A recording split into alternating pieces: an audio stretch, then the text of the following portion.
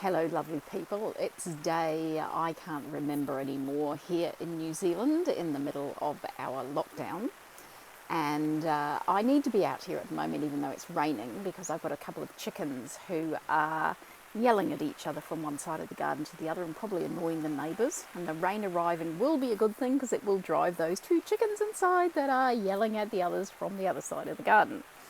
But the other reason for me being here is I posted a post last night about a quick lettuce that I'd made. I just dashed out in the garden, threw it together and sort of chopped it up and threw it in a bowl and threw some fire cider over it.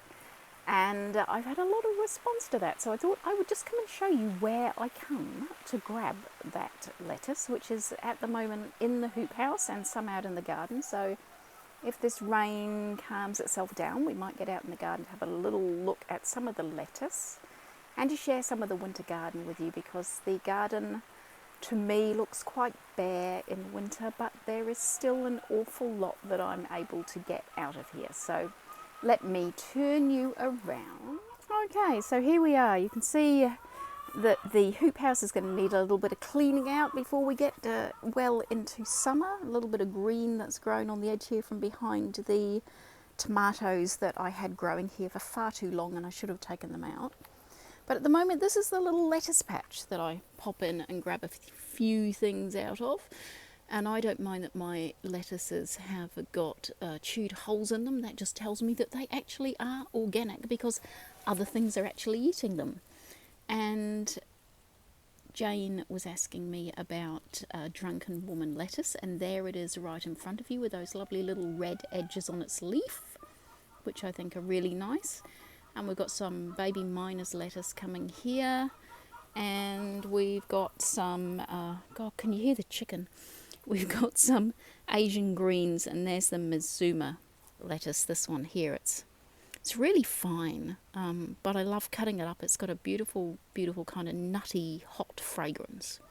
Not fragrance, taste, which is really nice. So, got a bit of a lettuce patch here, and it's time now for me to start sowing some more lettuce seeds so that I have a continual lettuce garden going. There's not really a lot going on in the hoop house at the moment. Those of you who know your plants will be able to spot some broccoli over there, and a lovely dandelion that's growing back there. And dandelions are a wonderful, wonderful weed that I sneak into the salads and don't tell half of my family that it's going in there. But it's just, you know, dandelion is just one of nature's fantastic weeds that I think everybody should be growing, but not everybody would want to grow. But she grows beautifully around here, so she's more than welcome to stay in the garden and produce beautiful leaves for us. And she's got a beautiful root on her in the second year as well that can be dried and ground and used for all kinds of wonderful things, but I won't go into that now. And then I've got the little bean sprouts, so pea sprouts. So I'm not actually growing these for the peas themselves, but what I do is I break them off here and then chop these into salads, and they're just beautiful.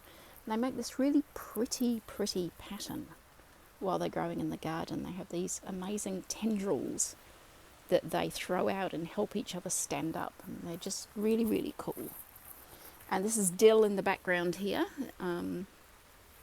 Dill and I have had an on and off relationship for quite some time, and it's more on than off at the moment, so we'll see how Dill and I carry on for the rest of the summer season. I'm looking forward to some nice dill flowers there that I can put into ferments and pickles and things like that.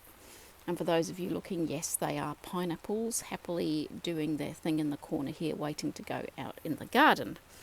And underneath the peas here, we've got some lemon balm, which I love.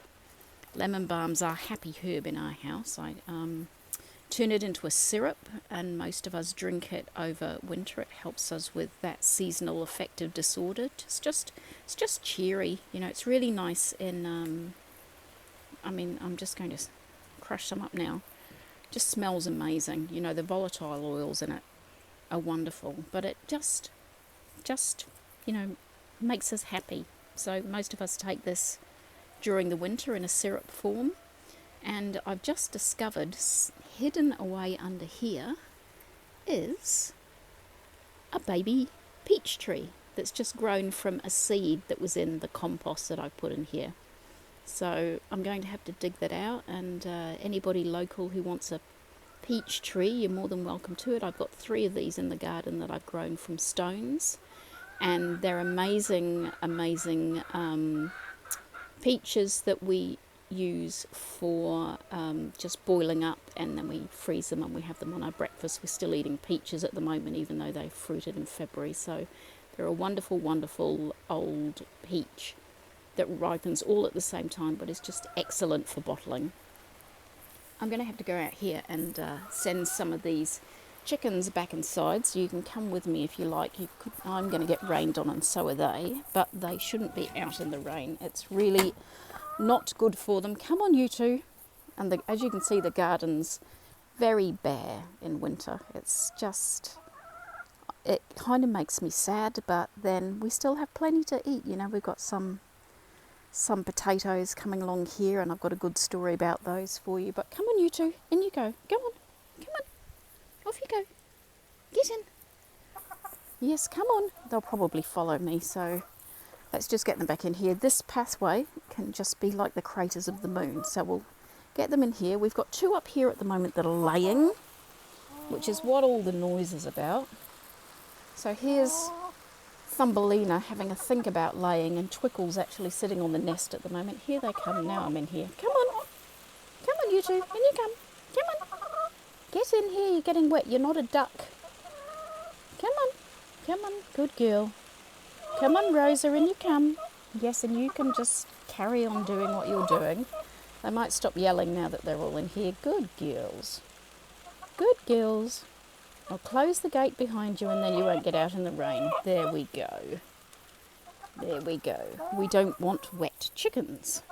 So they're having a great time in here. I've got this lovely system up here for hooking them in. Close the gate and keep them safe. We just hook this down here at night just to keep any nasty rodents or anything out that might come for them. We've got a big reserve across the road, and I'm always concerned that they might end up with things coming for them. These are the other little lettuces that I picked last night.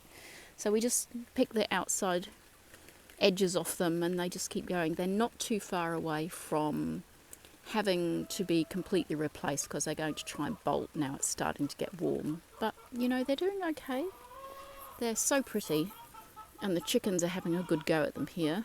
Chickens are not happy I've put them away, but never mind. They shouldn't be out in the rain, and neither should I, so I'm going back in. This is the distraction spot for the chickens at the moment. I come out here, and that path is just like the craters of the moon, but there you go. So where were we? I think we were at the lemon balm. And over here we've got another lovely weed that most people would pull out. And this is what we call nature's band-aid. This is plantain.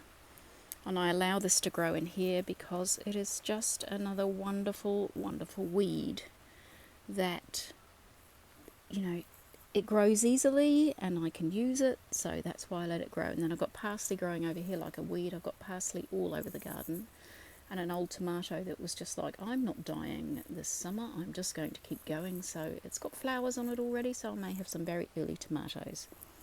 And you'll see I've got some very old peppers that I left in. I just wanted to see what would do its thing for the first year over winter, full winter in the greenhouse, and it probably wasn't a good idea to leave these in, but you know, you have to experiment with a garden. That's what it's about. And this is mustard lettuce, which I was talking to somebody about recently. I talk to so many people about so many things that I'm not sure, but it's wonderful stuff. We cut these big central spines out of it, and then we chop it up, and we use it like ordinary cabbage, and it's just got an extra spicy taste to it that's really, really nice. And then we've got another broccoli coming here, and beetroot. Now, I love beetroot. Beetroot doesn't love me. There's too much nitrogen in my soil, and beetroot is not growing well, so I get lots of leaves and no bulbs. So I basically just keep taking the leaves off of these. I've got a little red cabbage hiding under here that's doing its thing. And what I want to show you here is the difference between what happens if you cover your soil when you put compost down. So I put compost down in here and I covered the soil, and you can see the soil's just, you know, covered by the covering, the leaves and things, and the grass clippings that I put over it, which I use. And then over here I planted carrots. And I didn't cover the soil because of course the carrots have got to come up. But what also came up is every other weed seed that was in the compost that I used, which is fine because a lot of it's chickweed, which is this one here with the lovely little tiny white flower, which I use a lot of anyway, and the chickens love it, so I pull lots of it out of here and feed them. But here's the carrot.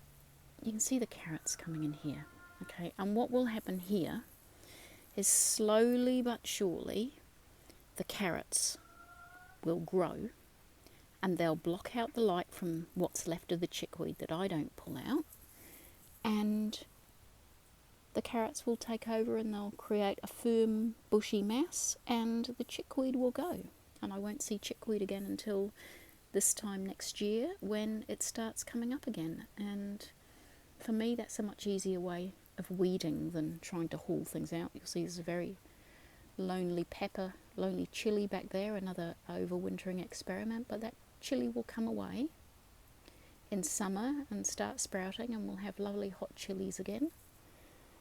And these are the bok choy flowers that went in the salad. So the bok choy's done, but the flowers are you know, beautiful. You can eat lots and lots of things. We've got a bit of clover in here, which is nitrogen fixing. But what I was saying about the beetroot is I've got to try and get the nitrogen level down in the soil, which is always fun when you've got chickens creating nitrogen everywhere.